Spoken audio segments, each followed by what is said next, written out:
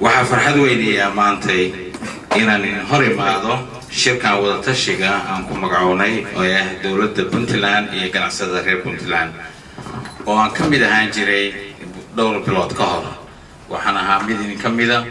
وانا فهميا waxa uu ganacsigu yahay iyo duruuftiisa sida darteed ma yeelin kafog waxaan jeclahay maybe inaan xagliyo mararka qaarkood سأول سعتانين إسبدل بقى بنتلان سياسات دولة دي هرتويس بده شيء وحين صوب حي دولة العصوب وقامنا أيوه بروفيسور عبد الولي علي قاس وعن كم من هاي كابينات كيسة إسبدل كماها معناها مدحوين اللي جو بدلين لكن دولة دان وحي بلن قاطي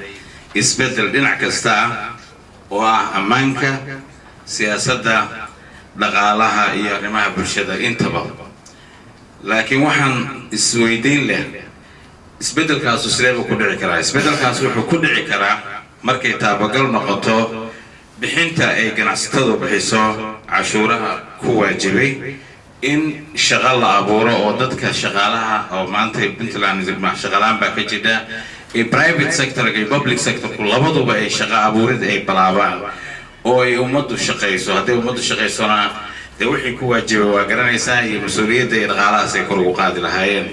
إن يكقيب قاتانين هرو مركا يرمها هر ديفلوبمنت تيجا سأول سعتانين دولة يدو بدك عمل جدي كابينيت كو مدحوين وجير كرين أيو وحي كنت شدين إن بنددي سنجيف للسمايو إنه عن سجين هيئة أما قعنش شيء أو إحنا قال قبتها رونهانتي والسويدي وحلي جناستها قيبتي ذا كقارته ما دام أنا وجناستها أي واحد وجناستها وحيال بدل باكود عيب بلدي إنه كوكادية هؤلاء كواوين بيرولك عشان لكن دول هسكت الشتو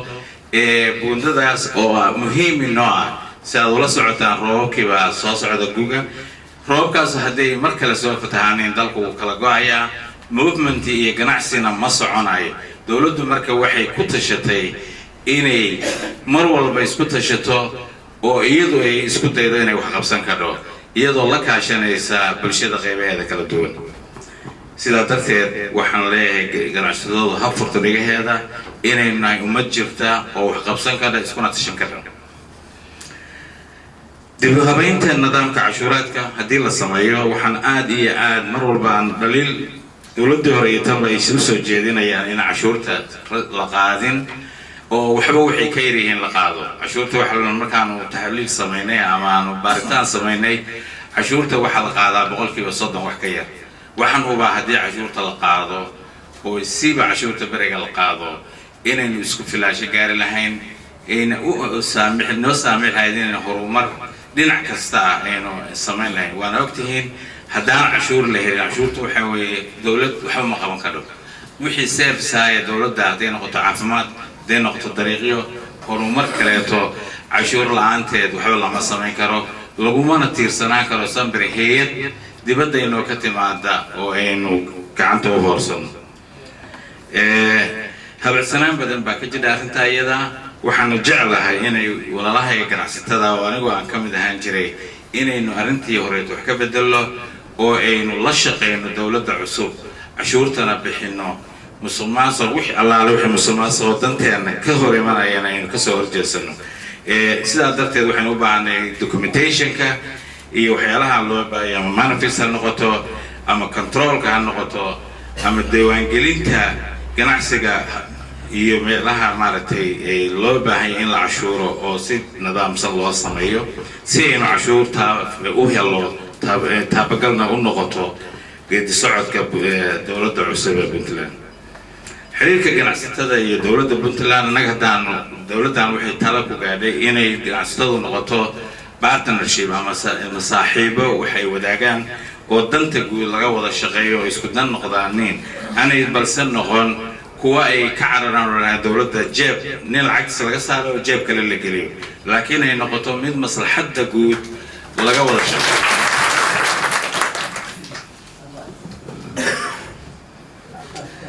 وحرمنا قناعستدو إني نقل شقيسو arrimaha siyaasadda saa ula socotaan Puntland waxay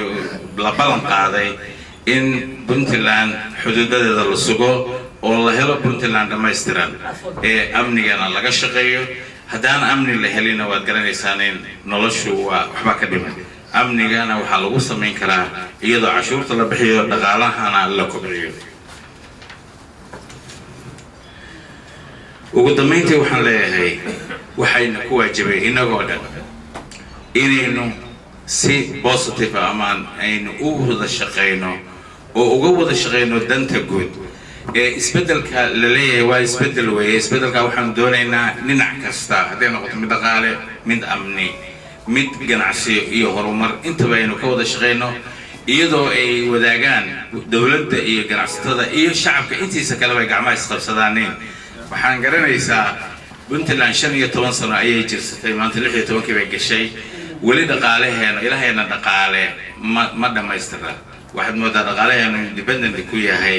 dekada Portugal Boosaaso 80% waa garan ka dhaaneen dal dhan oo aan 20,000 oo qof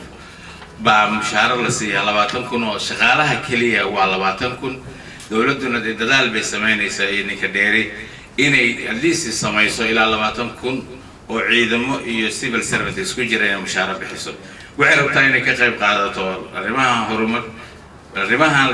mashaariicdan JPLJ ga la yiraahdo international donors ka bixiyaan wasaaradda maaliyadda mar walba oo mashruuca la fulinayo 10% ayay bixisaa wasaaradda maaliyadda boqolkiiba waxa bixiya degmooyinka sida belediyada iyo meelaha kale taas waxay ku tusaysaa inay dawladdu mar walba dhaqaalaheedu isagoo uu yar yahay inay diyaar u tahay in mujtamaca social life ka waxa la yiraahdo inay ka qayb qaadato si ay horumar ay Puntland u gaadho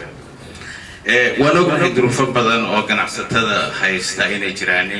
waana in dhageysan doonaa waxyaalaha isleenahay caqabado weeye oo ganacsiga Puntland wuxuu la horu u kici waayay ama caqabado ku ah waan ognahay dariiqyada dhaadheer ee Puntland isku xira inay jiraan caqabado badan iyadana qoraal baan ka sameynay insha Allah waxaan rajaynaynaa in wax ka qabano waxaan raadinaynaa inaanu u helo market la raadino ganacsatada reer Puntland sida dalalka deriska loo raadiyo meela ay dadku ay sariibada ay xoolaha ku kala gataan iyaga dalalka deriska inay meela ay badacada ku kala bedeshaaneen bi aragtida ay ka mid tahay inaanu arinta insha Allah aanu ka qabano jecelahay waxaan isleenahay dekada Boosaaso waxay dagaal xoog leh loogu jiraa inay extension ama balaarin la sameeyo dalal badan baan ka rajaynaynaa inay wax nagala qabtaan dhaqaalaha nama saamaxi karo hadda waqtigan xaadirka ka sameeyno dekadana waxaan jecelahay insha Allah in la sameeyo aeroboorada rajo fiican baan ka qabnaa aeroboorka Boosaaso wala socota arrimihiisa soo dhamaadeen waxaan jecelahay markuu madaxweynuhu ka soo laabto Ethiopia inuu qoladii aeroboorka sameyn lahayd uu kula kulmi doono inay garowe sidaan information ku hayno kan garowe waa dhowya isagana sidoo kale bisha dameeta ayaa qoladii Kuwaitinta imanayaan isagana waxaan rajaynaynaa inay hawshiisu dhamaato already waa contracts wala sameeyay jaamacadda Baran iyo aeroboorka garowe isla socdaan qolada Kuwaitinta baan sameynaysaa horumarkaas waxaan jeclaan lahayn maadaama inaan jecel lahay inaan waxyaalo badan sameeyno waxaan jeclaan lahayn inay la shaqeeyo oo shacabka reer Puntland especially ganacsatadu ay dagaalka ay u haystaan inay dawladdu kula jiro anigu maadaama ganacsada ahaa mar walba ninka ganacsada wuxuu jeclay jeebkiisa inuu buuxo oo isagu jeebkiisa lacagta ka saaro jeeb kale galiyo ma jecla balse waxaan isku daynaa cashuurtu adduunka kale wax kale waa la isku cafiyaa laakiin cashuur la isku ma cafiyo sidaa darteed waxaan saaxiibadayda partnerska ka codsanayaa in cashuurta sidaacadnimo u baxshaaneen cashuurtana waxaan ballan qaadeynaa kolba anagu inta dawladdan hadda intaan ka warhayo inaanu transparent iyo accountability keeno inaanu ummadda lacagta aanu ka qaadno aanay noqon lacag jeeb ka baxda jeeb kale gala qof shakhsi gashay laakiin shacabka reer Puntland wax loogu qabto wixii loogu qabtana iyadoo muuqata oo transparent oo miiska la soo saaro inaanu keeni doono xaq baan u leedahay inaan isla xisaabtan dhaba nalala yeesho haddaan nahay wasaarad haddaan nahay madaxda dadka iyo dalka